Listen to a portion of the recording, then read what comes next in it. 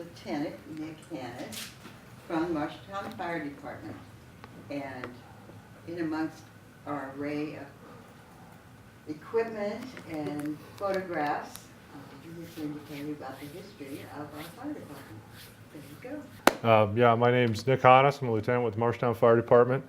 And this kind of came to be, we were doing some station maintenance, cleaning up, things like that upstairs, and we came across just boxes of these pictures. Just about everything in this room was upstairs in a box in a non-climate controlled area.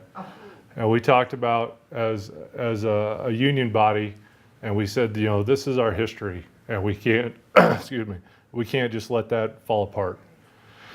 And the Historical Society has been gracious enough to store things for us and display things and have it available for you and the public to see. So I really appreciate the opportunity to come speak, and I hope that I live up to expectations here. Is there any retired MFD guys in the audience, guys or gals?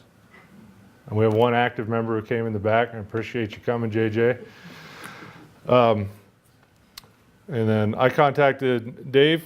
He's our chaplain for our department, and Dave is a wealth of knowledge. So there may be some instances here where I kind of kick over to Dave because he knows some of this stuff a little bit more in depth than I do.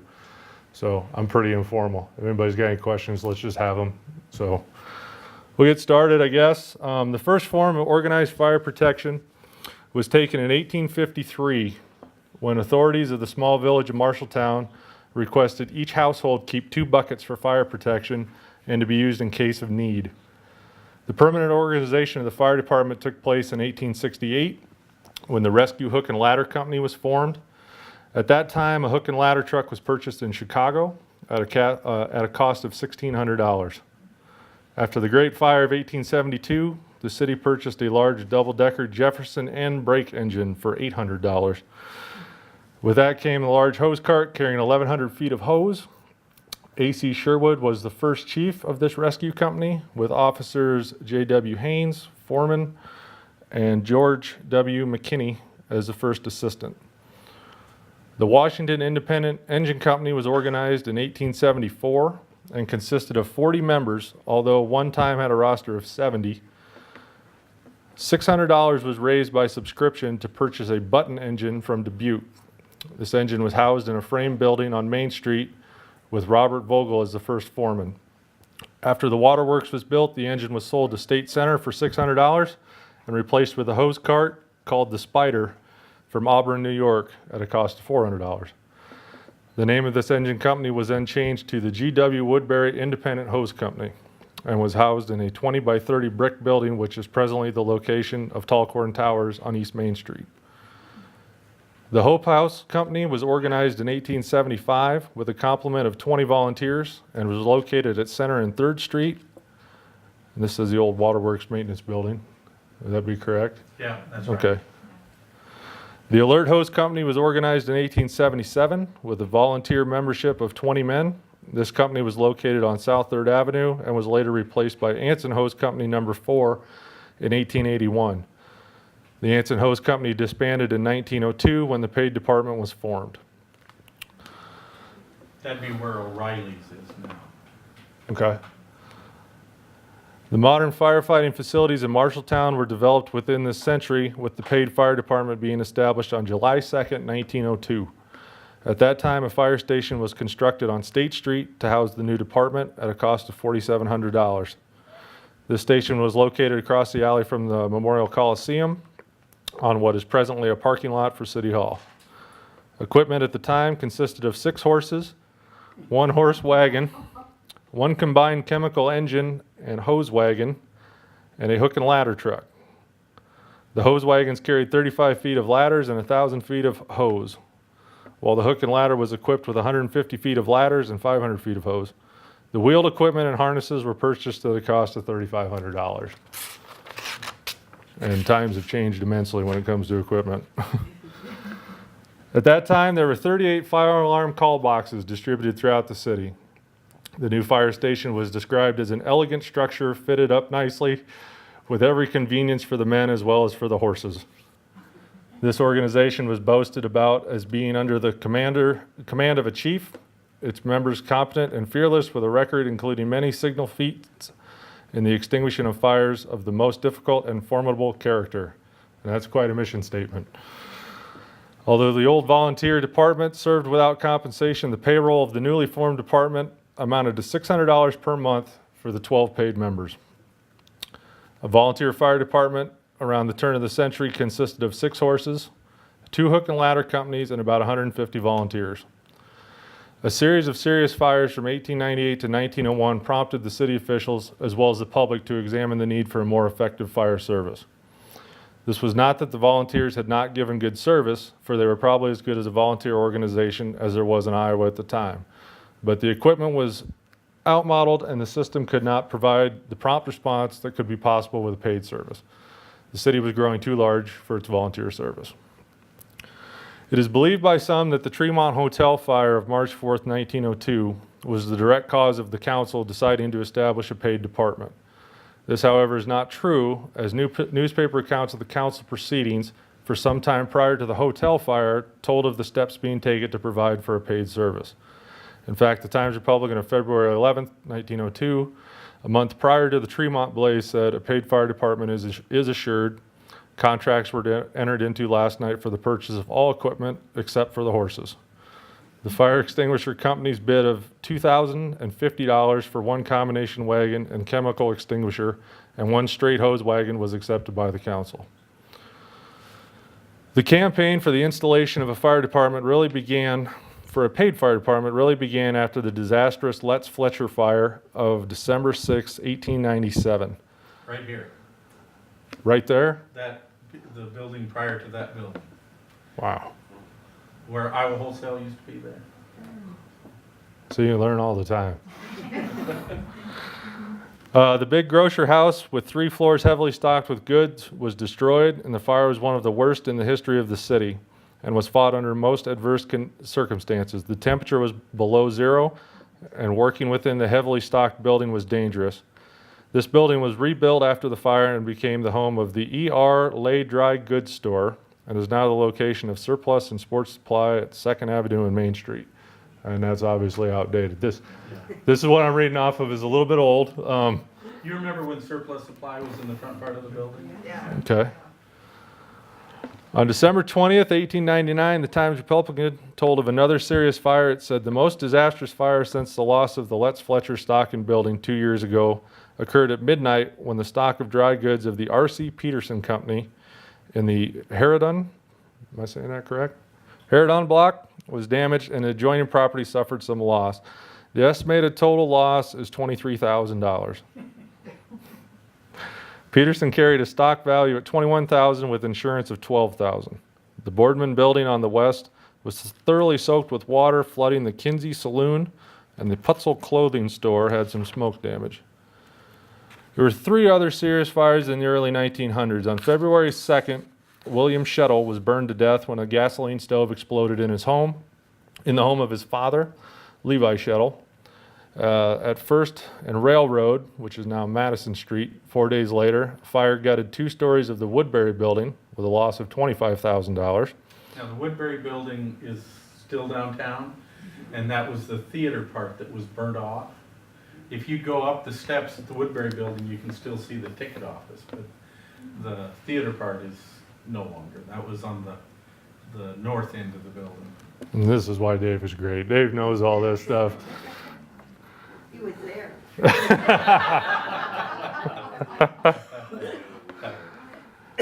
On April 9th, Mrs. Harriet C. Crum, 73 and blind, was fatally burned in her home on 11 North 9th Street. There were 2 costly blazes in November of 1901. Fire started shortly after midnight on November 12th and destroyed the plant of the Marshall Oil Company with a loss estimated of $50,000 to $75,000. Diamond Vogel Paint. That's the building. Okay. 8 days later, excuse me. The one on Fifth Street? Yeah, the one on 3rd Avenue, Third Ave, okay. Oh, down at the factory. the factory. All right. 8 days later, the Hawkeye Canning Company plant was destroyed by fire of undetermined origin. The plant was located just outside the city limits on 12th Avenue, south of the Chicago Northwestern tracks. This loss is estimated to be $35,000. And then came the disastrous Tremont Hotel fire of March 4th, 1902, which caused the city administration to hurry with preparations for the installation of the paid department. Of this fire, the TR gave the following: one of the most disastrous fires in the history of the city this morning completely destroyed the Tremont Hotel and its contents with the stock of goods on the first floor and damaged adjoining building and stock. Many of the guests and employees of the hotel building narrowly escaped death and lost all of their personal effects, and a number of the employees of the hotel were seriously injured. The total loss as a result of this fire will reach $75,000. And did you have some more on that? The Times-Republican at that time was on Center Street, you know where Penn's Appliance is. If you cross the alley, that was the Times-Republican building. And behind that building was their stables, and there was Macomb Livery. You remember, what was his name, had the garage there for years. Walker's Garage, yeah. Doctors had their horses there too. Right, and there was a lot of fear that night, and they pulled all the horses out and got them to safety because they thought that whole block would be consumed. So, And so where was this hotel then? where the Tremont is today. Okay. Yeah, only it was a 3-story building, and then there was a walkway over to Apgar's, which was part of the hotel at the time. It'd been cool. It'd been cool, definitely. You remember where Emi's used to be? The guy that owned that building was afraid that his glass was getting too hot and stuff, so he threw a bucket of water on it to cool it down. And he got smoke damage then afterwards. So. Yeah. I imagine those just blew. It just immediately probably broke. On June 26, 1902, the TR said, the first practice run for the horses for the new paid fire department was held today. The fire committee of the city council has chosen the following men for the new department: Charles Roop, J.C. Watson, M.J. Cummings, Arthur J. Mundhawk, A.T. Anderson, C.C. Pigman, Leo Goodman, and Frank Borchardt. Louis Schneider was nominated as the first chief of the paid department. He resigned a few months later and was succeeded by I.T. Kirby, who had formerly been a member of the city council and a chairman of the fire committee. The original paid department was 9 men, including the chief. In 1913, a Southside station was opened on South 3rd Avenue at the south end of the 3rd Avenue Viaduct. So that would be the O'Reilly building, correct? This served until 1924, when it was closed for 6 months because of a shortage of money in the fire fund. In 1928, it was decided to close it permanently because it was determined that with motorized equipment, the entire city could be better served from one station. The first motorized fire truck of the Marshalltown Fire Department was a 4-cylinder Kissel car. This was purchased in March 1912. See that a little better, maybe. This was purchased in March 1912 and was in service on April 27th. This is when horses were retired from the city's fire service in 1914. And equipment of the fire department today, this is not accurate. We'll talk about that in a minute. Following I.T. Kirby as chief, in chronological order, were A.T. Anderson, James Ellis, C.C. Pigman, H.F. Hemphill, Lurley Lemon, Yeah. R.F. Ellis, Leo Knox, Leonard Lepore, and at present, when this was wrote, was James Hilsebeck, who passed last year. Last year. That's right. Our current chief right now is Dave Ryerson. And There was Steve Edwards, Larry Squires, Munt, Rex Munt. I know I'm forgetting one. the bagpipe guy. I know, and I can't think of his Can't think of name. his I name just right know him now. as the bagpipe guy.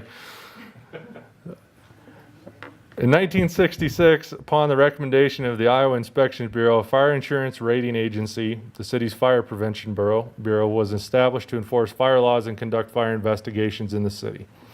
In 1968, also, as a result of a ratings bureau recommendation, the training division was established to keep the department abreast of new and ever-changing technology and to develop and maintain a modern training program in all phases of fire emergency.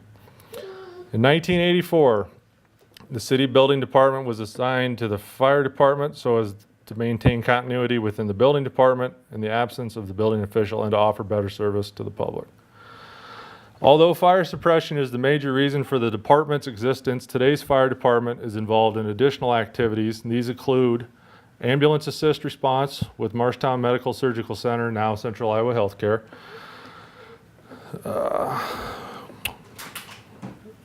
Conducting, well, we don't do that anymore. At one time, they conducted the city rental housing inspections.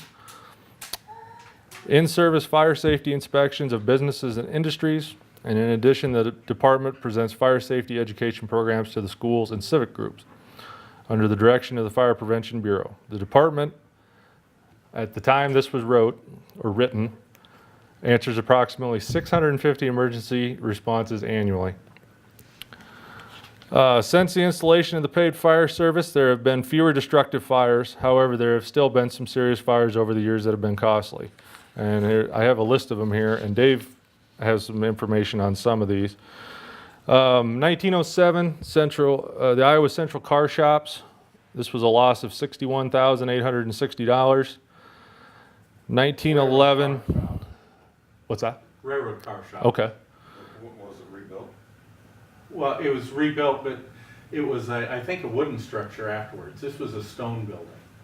I have photographs somewhere of it.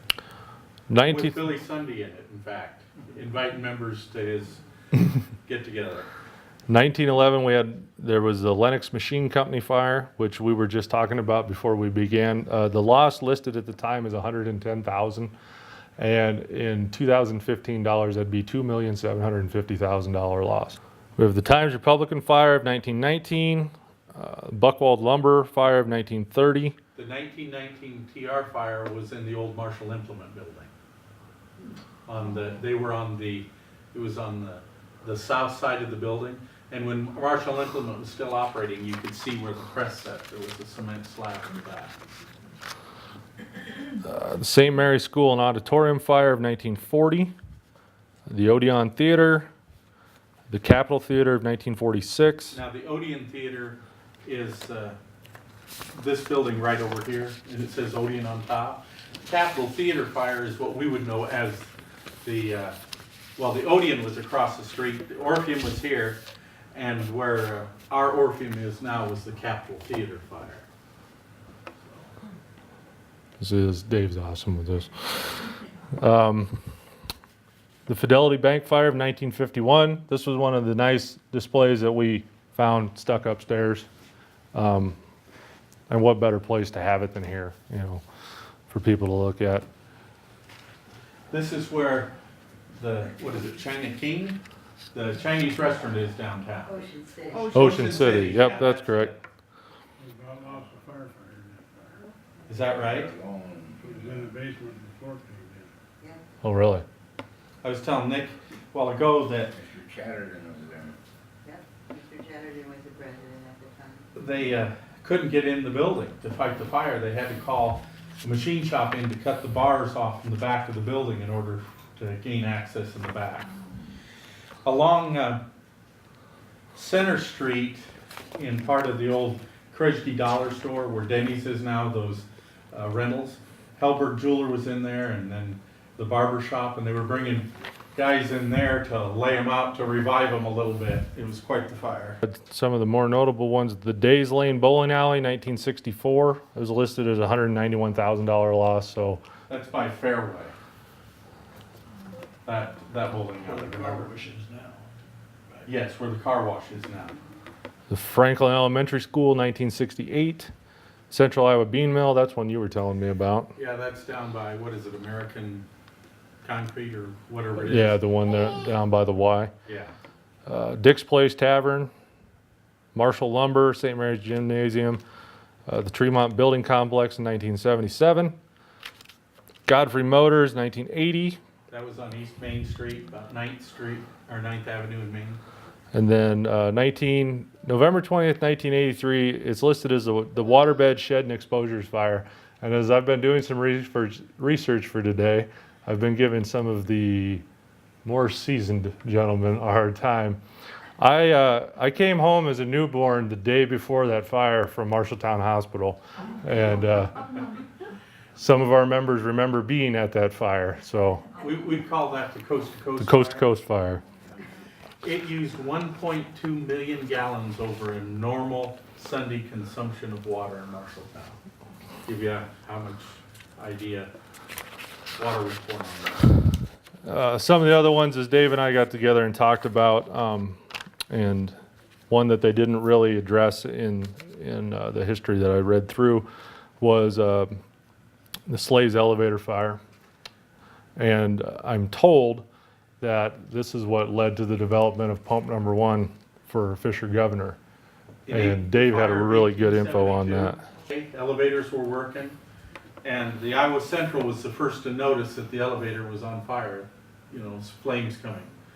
And so right away then they began just blowing their whistles, and pretty soon all the switch engines down at the yard were blowing whistles. And of course the city came then, and it spread to, millions of dollars. In fact, some of the only things left standing were outhouses. Many of you will remember the Vinegar Works. That was Marshall Woolen Mills at the time. Before the fire, it was a 3.5-story building, and all of its machinery was destroyed. It was a very gusty day, wind that day, and Albion got word of it because there were burning cinders landing in Albion. And they took the mail train and assembled it and brought people down. As they were sending out the warning through the telegraph system, the wires melted, and that put several communities in panic.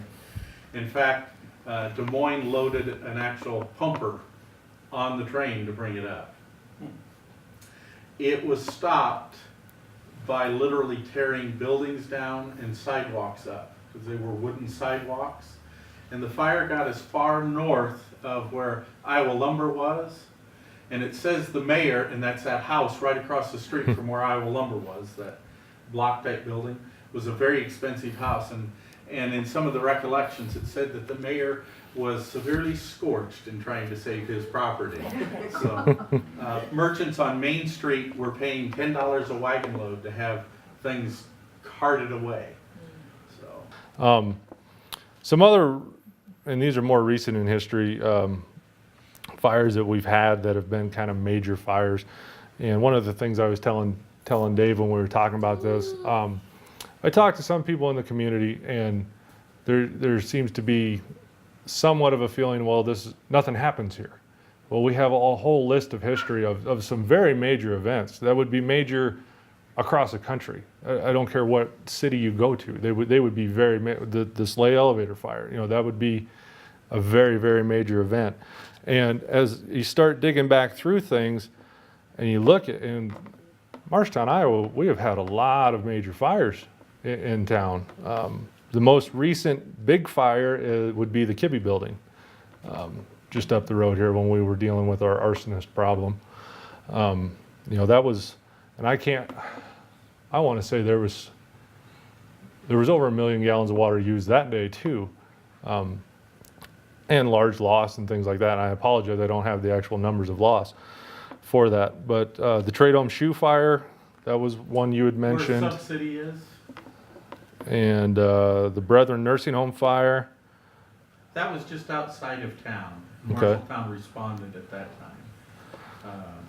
Near Twinkle Hill, that area. So, The Open Bible Church, and that's one that we still have some members that remember that. Second Avenue in Anson. And the Mama DeGrados down at by the viaduct there. That was a large building fire. Fidelity Bank, obviously. Handy Industries fire. When RagBri came by. They didn't come through town that time, but that would have been, how many years ago would that have been? About 7?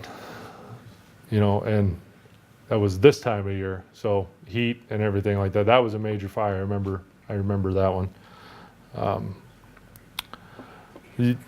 So we have a lot of history in town, especially with our fire department, from starting with the small hose companies to becoming the paid department that we are today.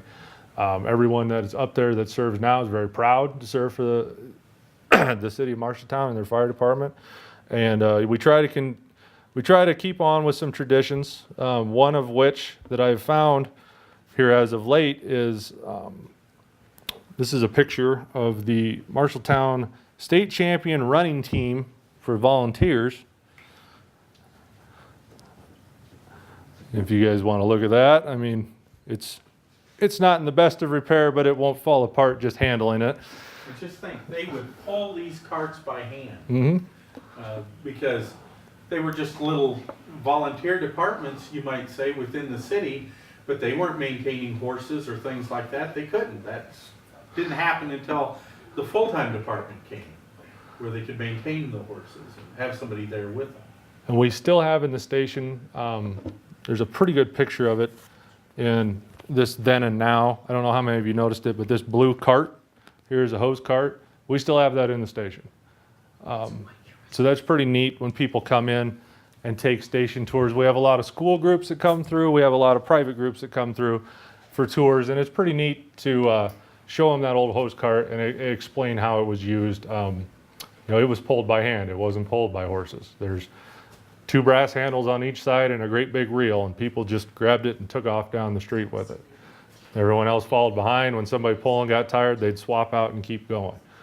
But one thing, I guess in the spirit of competition that we've been able to maintain is we have a group of 4 individuals, and it's changed a few times as to the participants, but since 2011 to 2016, they've been participating in a Fight for Air stair climb down in Des Moines, and it is all the proceeds go to the American Lung Association to help with research, things of that nature.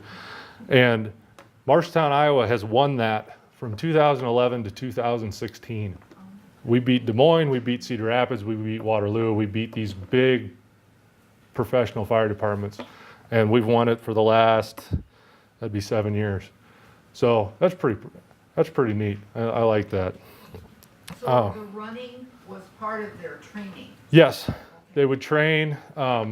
And I apologize I couldn't bring it up. We do have quite a bit more memorabilia down at the station. As you come in, right by the secretary's desk, there's a cabinet. It has the coupling from C.C. Pigman with the record hose coupler. We have the belt from the running team is in there. Belt?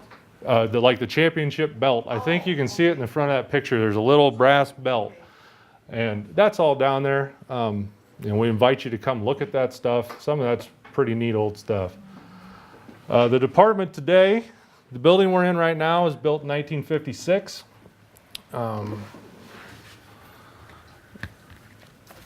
Our current staffing right now, we have 8-man crews with a minimum of 6. So every day there's at least 6 firefighters working. We break up, we run 3 per truck. I'd like to mention that we are going to house fires, and fortunately we don't have a lot of them, but you never know. It's kind of like insurance. You never know when you're going to need it. We are going to house fires with 6-man crews. Des Moines would go to the same house fire with 12 to 15. So we do that much more with less than Des Moines, and I understand Des Moines is a great big city to draw from, but obviously we'd like to see that changed for those of us that are doing the work, but ultimately it's up to the citizens and the taxpayers. We have a 100-foot platform ladder. I'm sure a lot of you guys have seen that. That's our great big ladder truck. We have our most recent truck is a 75-foot ladder. It's called a Quint. It's designed to be a little bit smaller ladder truck, a little more maneuverable, a little more handy. We have 2 pumpers, 2 frontline pumpers, and 1 reserve engine. We have a Tahoe that we use for medical calls now. I'm sure everyone's seen that zipping around town at one point or another. We have a pickup that we use for wildland fires. We do have a boat for river rescues and things of that nature. We have a tanker truck, it's a water tender. It's 2,000 gallons of water. Unfortunately, we don't have enough room in our building, so it is stored down at the city barn. So if we need that, we have to run people down, get it, come back to wherever we need it. We have a confined space trailer and a hazmat trailer that are stored down in the hoop buildings because we don't have enough room. The hoop buildings are by water pollution control. Water pollution control. The job of the firefighting responsibilities have grown over the years. We respond now to hazmat calls, confined space calls. We still do medical response. We obviously still do fire protection, fire suppression. We do car wrecks, extrications. We still do code enforcement. That's really kept us busy here lately. We do investigations of fires. And the list is kind of endless. It seems like when people aren't real sure who to call, they call the fire department. And we come to do the best we can with it. Our current organization, we have a chief, a deputy chief. We have a fire marshal position that is vacant at the moment. We have some in-house candidates that are trying to educate themselves to a level to be able to test for that fire marshal position. We have 3 captains, 3 lieutenants, 18 firefighters, and then 1 inspector, firefighter inspector. I mentioned the boat, and this has been kind of an uptick here as of late. In about a 2-year span, we'd had 5 drownings, unfortunately. I've talked to some veteran members of the department that have been on for 20 years and said they themselves had never been to one. It doesn't mean there wasn't one that happened, but they themselves have never been to one. And then in about a 1.5 to 2-year span, we had 5. So we just kind of never know what we're going to get day to day. And that's personally one of the reasons I enjoy the job. And JJ, I imagine you are the same with that. You know, it's not the same every day, which is great. But I want to commend the citizens of Marshalltown, for maintaining a professional fire department. I think it's something that you should be very proud of as a city, and we hope that we are around for a long, long time. Anybody have any questions? Yes? Is there any relationship between the horses and the horsepower in your fire engines? Not so much, but one of the reasons, old fire stations used to have spiral staircases and poles. And one of the reasons for that was so the horses couldn't get upstairs. The hay used to be kept upstairs. The hay? The hay for the horses. Why was it kept And upstairs? oats, well, just Oats, like a the barn. feed. Oh, just Yeah. the barn, okay. I was told, and there's some dispute in the department on how true this is, but every Friday we mop. We mop the entire building, every square inch of the floor. I was told when I started the reason that happened and why Friday is mop day is Friday used to be the day that they changed the hay for the horses. Oh, As far as the horsepower, I don't exactly know how that. if there's any connection. I will talk. We talked it was mentioned some of the cost of equipment. This 75-foot Quint we just bought. This is our most recent truck. That was $750,000. Unfortunately, the stuff just keeps getting more expensive as we go through it. Fully equipped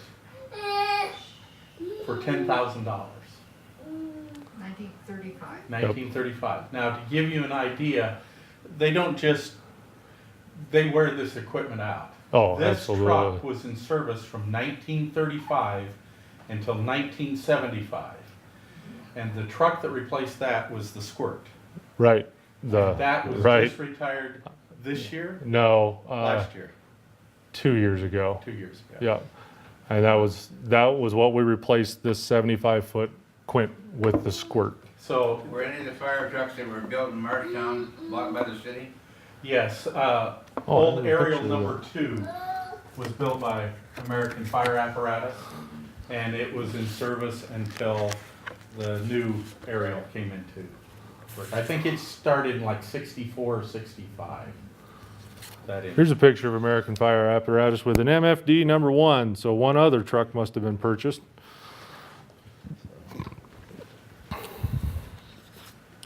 Here's another good picture. This is the South Side Station with the cart and the horses, and I'd like to know where that cart went. That'd be pretty neat to have, but Do any of you remember Young's Feed? It is the parking lot that is on State Street. It's about, I would say 8 or 10 would be the address. And there was a doctor here in town, I can't think, Conway, Dr. Conway. and he had purchased a horse from the fire department. Because they only kept the horses 2 to 3 years, because they wanted them young and fresh. So he had this horse hooked to his doctor's cart, and he was at Young's Feed when, and just climbed up on his rig when a fire call came into the station.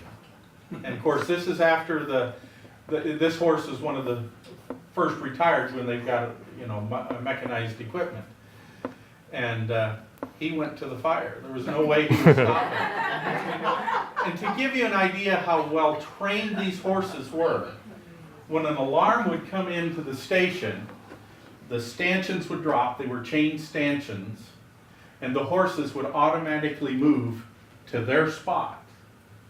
And it's been told they're prancing. They are just ready to go, but they know it's not time to go yet. The harness would hang up above. In the pictures, you might be able to see this. They dropped the harness onto the horses, and it was a quick buckle underneath. And normally, those of you that are familiar with horse collars, normally they buckle at the top. With a fire horse, they would buckle at the bottom.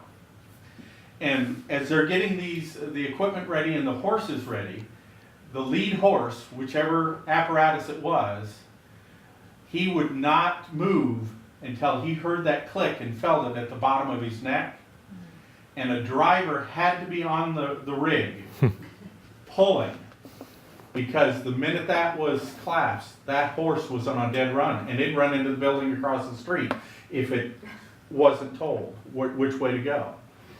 When they would arrive at a fire, they would pull the pin on the tongue, and those horses would move out of the way and maybe station themselves a half block away, and depending on how long the fire was, maybe stand there an entire day until it was time to bring their rig and apparatus back.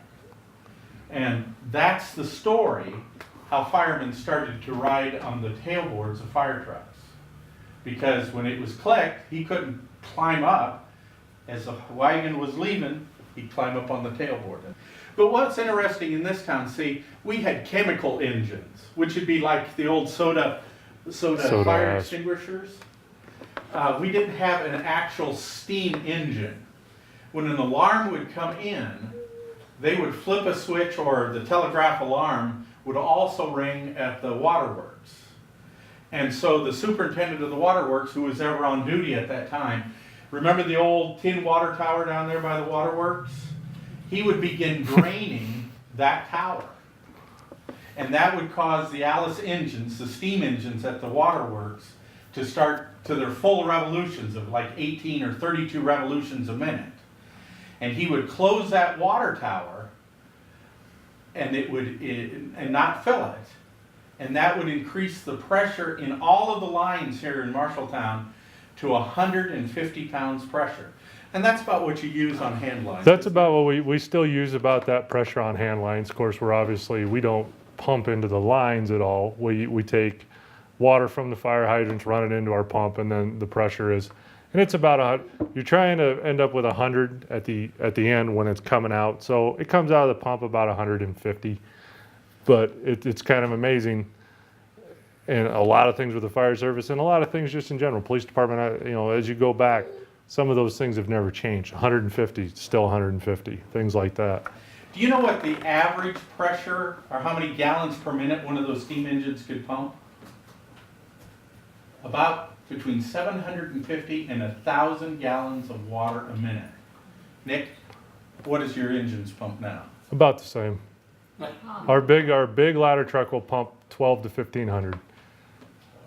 But Sheridan, Iowa has an actual working steam engine still, and I've been fortunate enough to see it. They'll bring it out for special events, and they'll run a display, and they'll have a brand new fire apparatus pump truck next to it, and they'll run that thing, and they are almost identical as far as pressure out of the hose, reach, all that kind of stuff. It's really something to see.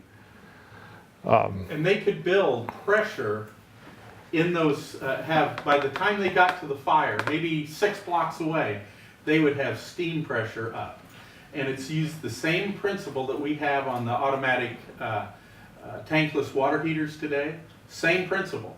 they would have their fire ready to go and flick a match in it. And by the time it got to the fire, they were ready to pump. I have a question about Yes. these fire boxes. Okay. Okay, long time ago. What kind of, communication was in there? I mean, are they electric? Some of the older ones I've seen was like a crank phone, electric kind of a deal. And in some other cities, you'd pick that up and there would be a phone receiver inside and it would ring directly to the fire department. We didn't have a 911. So when the fire department, they would get a call box number 3 Yes. and they would just know what area that was in. And then you got to that area and you started looking Yeah. as to where it actually, Our the problem city had was. key-wind ones. Key wind, okay. They were a clock mechanism and they were wound up. And so they would just go to the box in like a normal wall fire pole box. Okay. And then the key wind would ring in code. And then the fire bell that's at the city park, that was in the courthouse, and that would ring in code. So if it was box 32, it'd go bong, bong, bong, and it'd stop, bong, bong, a longer pause, and then keep repeating until the key mechanism ran out. But that would ring all the fire bells in town for the volunteer departments. When it came to the city then, when we had the full-time fire department, and you can see that call box, the bell box there, it would ring in code for the firemen there. So, Thank you. Yes, sir. Okay, 2 questions. I'll try to answer them. Number one, you said you had 6 firefighters on duty. Yes. Does that include the ones that go out on the emergency calls for the Yes, it does. EMTs? Yes, it does. Does- So we have a minimum manning of 6. So as I said earlier, there'll be at least 6 people in the station on any given day. 24 hours a day, 365 days a year. Now when we send 2 people out to help with the ambulance, so that leaves 4 people in the station.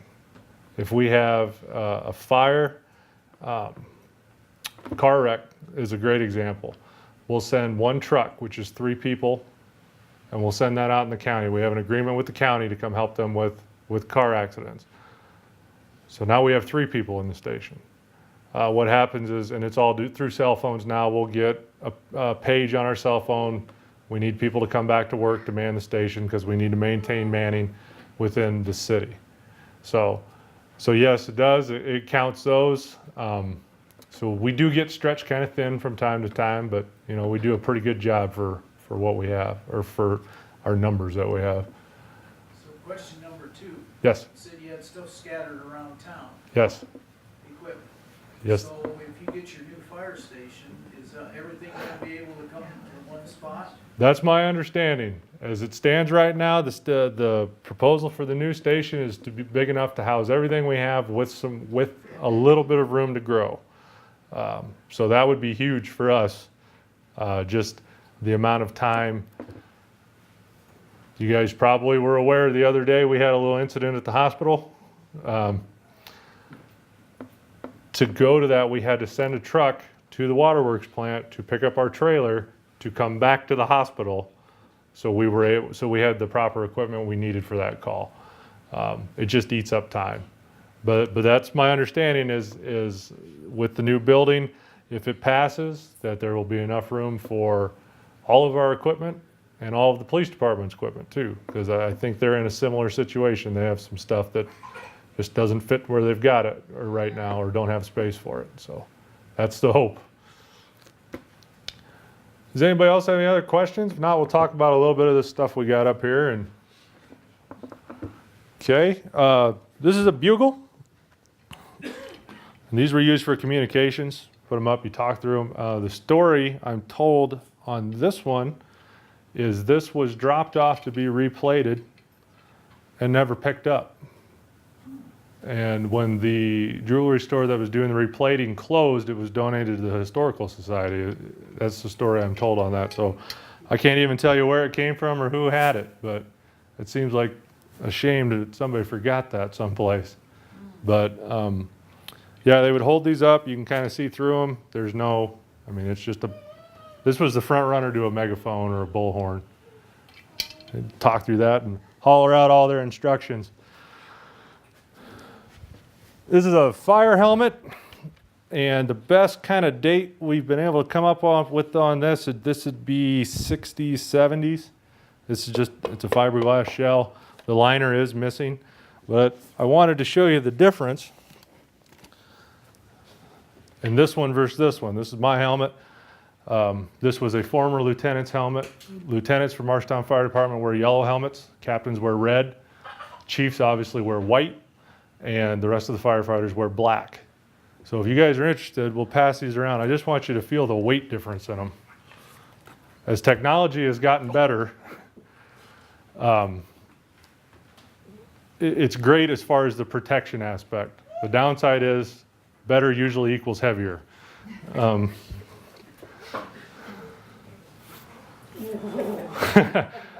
Yeah, and we wear that on our head for as long as it takes.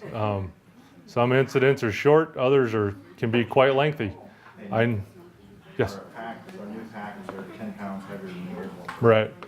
Yep. We just recently replaced air packs because they have a due date where they have to be replaced. As JJ just mentioned, our new ones weigh 10 pounds more than our old ones. So some of the reason for it is all the safety equipment they've added to it. They have a lot more having to do with the monitoring of when you get so low in an air pack, the bell rings and it sends a signal to you to exit. Well, some of the monitoring and the technology, they require batteries now, basically, is what it boils down to, and a lot of them. So you get the added weight on that. The frame is a little bit different. It's made out of an aluminum instead of a plastic, but those things kind of all add weight. Our coats, our turnout gear versus the turnout gear, and I think this has got to be about the same vintage. Yeah, probably 80s. There's a little bit of a difference there. Again, if you guys want to feel it, play with it, I'll just leave it here. That's kind of a bulky item to pass around. But And that doesn't include the bumper pack. and this doesn't include the pants. They used to wear 3/4 boots. They'd wear a long coat, and you guys have all seen that in the movies. They'd wear a long coat, and it was denim or rubber or a leather, and then they'd have these boots that were folded over. When they'd go to a call, they'd pull their boots up, kind of a hip waiter deal, and they just have a long coat. Can't do that anymore, not safe. So we have pants that match this. It's made of the same material.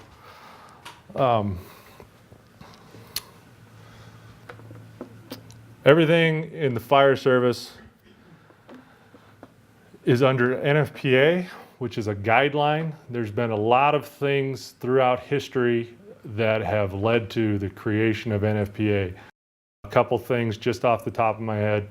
The Triangle Shirtwaist Fire in New York, early 1900s. It was a big fire, killed a lot of sweatshop workers. And the NFPA that came out of that was you can't chain doors shut on buildings when workers are inside. That's why we have panic bars on everything. The Iroquois theater fire in Chicago killed 600 people. The NFPA that came out of that was the fire retardant on the curtains, exit doors that swing out, not in. Again, panic bars and occupancy loads. So we try to work under NFPA. The problem is the entire NFPA code would probably just about fill this cabinet. I mean, it's huge. It covers everything. But all of our gear is under NFPA. It's all NFPA compliant. And the recommendations are not actual guidelines. So, because for somebody to run 100% NFPA all the time, the expense would be so great that no one would be able to do it. One thing NFPA does say that you're supposed to have 4 personnel on a fire apparatus when they leave. We operate with 3. So that's one thing that we don't quite measure up to. The equipment we use, though, all meets or exceeds NFPA. So we do have very, very good equipment. Yes, sir. How much temperature can your gear take? What is that? This new stuff about 1800? Something like that. This gear here, it's great for that. The problem is this is part of an entire. It's called an ensemble. You have your coat, your pants, your boots, your helmet, and then we have a face piece with an air pack. They build the coats and the pants. They'll take 12, 15, 1800 degrees all day long. The face piece will take about 600. And that's as best as they can get it. So, I mean, it's great. It does keep us protected, but you know, you're only as strong as your weakest link. And in our case, it's the face piece. And that's not unique to Marshalltown by any means. That's the fire industry across the country.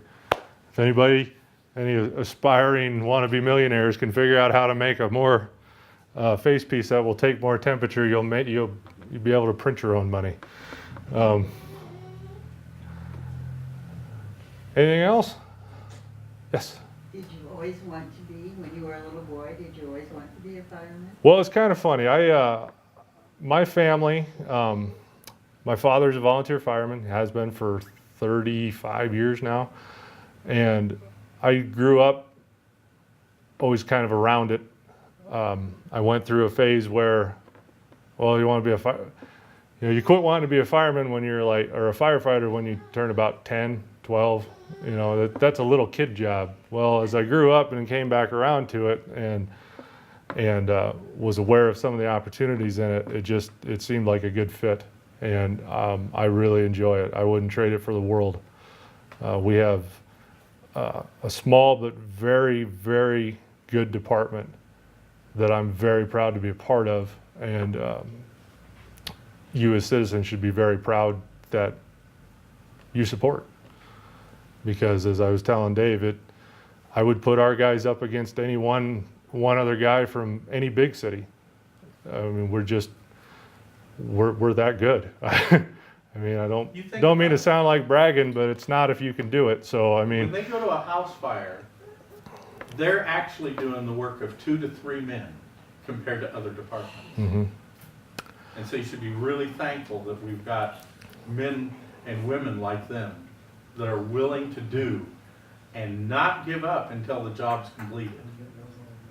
Because it can take half hour to an hour to get called back. Sometimes that's it's just kind of the nature of how we work with our numbers. Larger departments, the way they operate, they'll have people that, as you go through the ranks, you're able to bid on jobs. One of them is a truck guy or a driver. A truck guy works on a ladder truck and he will just do that job, that one job. A driver just drives, just pumps. That's all they do. They run the apparatus. We don't have that. So every one of our guys is trained in every field that we would run across. So that's kind of why I made the comment I'd put us up against anybody, because we're so cross-trained in all of it. So, Nick, yes. this is a personal thing, but my wife will attest to this. I've been through 3 major fires, 2 commercial and 1 residential. And I'm very tuned in to fire safety. Mhm. Before I continue, I'm going to say, you people are the heroes of the community. Well, thank you. Not to make less of any other public servants, but what you people do, you don't get near the gratitude from the community. Well, I thank you very much. And I'm not speaking just to you, Nick, to JJ, I'm speaking to the entire country of firefighters. That being said, my question is, because of the situations that I have been involved in, when I came into this building, the first thing I did, I lived here for a short time, so I'm familiar with this building back in the early 70s. But the first thing I do when I go into a commercial building is look for an exit. I've been very fortunate, and I want to continue that way. My question is, what are the regulations for a business in Marshalltown for doors being locked during business hours. Okay. I'll try to answer that as best as I can. I'm not a code expert by any means, and the code book is quite thick. There are a lot of factors that play into it. Some of it is, what is the occupancy?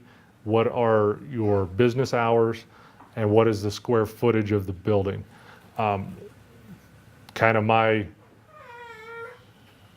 and again, I'm not a code expert, but what experience I have in that is there's to be one in the front, one in the back. To be unlocked during business hours or any time the building's occupied. Please don't quote me on that because like I said, there's a lot of different factors. That is something we do down at the station. The inspector, the chief, hopefully when we get the fire marshal back, and that's the fire marshal, the inspector, that's one of their main tasks is to answer those kind of questions. We do a lot of right now, we do a lot of plan review. People want to do additions, new businesses want to come into town. They're supposed to submit the plans. They get gone over with the inspector and the chief and, you know, engineer if need be and things like that. And we have done, and Chief Ryerson deserves a lot of credit for this, we have done an excellent job as of late of saying you are going to comply with these codes. You know, I'm going to make you build this stuff in that needs to be there because that's basically fighting a fire before there's a fire. If we have all these buildings up to code, we shouldn't have a problem. And that's our goal. So I know that's not really a great answer for your question, I but guess what many times, you'll go into or come out of a business that has double glass doors, commercial doors, whatever. One of them will be locked, one of them will be unlocked. oh, and that's probably not, I mean, that's probably not right, but without knowing all the details of what the business and things like that, I can't give you a 100% sure answer, and I do apologize for that, but there's a lot of stuff that goes into that. I just recently took a class on inspections. We've had a kind of a resurgence of education through the department and taking some of these classes and being exposed to some of this stuff, and it just kind of makes my simple head spin. It's like, well, you're talking a code book that thick and I'm supposed to know the majority of what's in it. Oh boy, you know, in addition to everything else I need to just remember for my own personal life on a daily basis. So, you know, you put something in and something else comes out. But we do a pretty good job as far as, and we're doing a better job as far as trying to keep up on inspections and things like that and make sure people are in compliance because it's ultimately for their safety and the citizens' safety, you know, their patrons. You know, that's our number one goal. No fatalities, no major losses. Are all your slots filled on the department? They are not. We have 3 open slots. How many? 3, 1 per shift. Our chart, our employment chart, we have a vacancy on each shift. We should have a 9-man crew. We have 8. And I can't remember the exact date it happened. We went from a 10-man crew to a 9-man crew. That's when the watch office went to the comm center, Okay, that's right. from 10 to 9. And we've gone from a 9-staff crew. When I started, there was 9, and that was 8 years ago. Now we have 8. How many applicants do you have currently? Currently, we have a list of 5 still. We just hired a gentleman about 6 weeks ago, I suppose. Would be pretty close. And we have 4 or 5 still on our list. We operate on civil service. They have to, an applicant has to apply. They go through a physical test. They go through a written test, and then they have an interview board. After that, they're ranked, excuse me, on a list, and then as vacancies come open, we hire off the list. So we're short. We're short a guy a crew right now, but if nobody else has anything else, I think that's about all I have. I don't know. Did we run short, Miriam? Oh, you're good. Okay. Timing's perfect. Yes, sir. I've got a question on this racing up the stairs. Yeah. Do you have to do that with full equipment or Yes, they do. They do it with full equipment and a pack. boots too? Boots, gloves, helmet, the whole shebang. And like I said, our guys have won it the last 7 years, and I think they're about ready to ask us not to come back. Well, I see you out on the streets running around the block and stuff, but you don't have the gear on. No. We are required, part of our daily schedule, and we have some excellent workout equipment, and we are required to work out. You know, we need to try to maintain a level of fitness. We don't have a hard fast, if you are this tall, you must weigh this much, because I'd probably be out if that was the case. But we want to maintain a level of fitness, partially because of our manning, to be in the and just it's a hard job. When the call comes in, it's a hard job. It's a lot of physical activity very quickly. So yeah, we'll see some guys out running. I'll usually try that about once every 3 or 4 months, and then realize how far it is, and then not do it again. Work on something else for a while. But we have a couple guys that I think they could run all day. I really do. But There's a picture over there of the running team of right next to you, sir. mm-hmm. Ancient running team.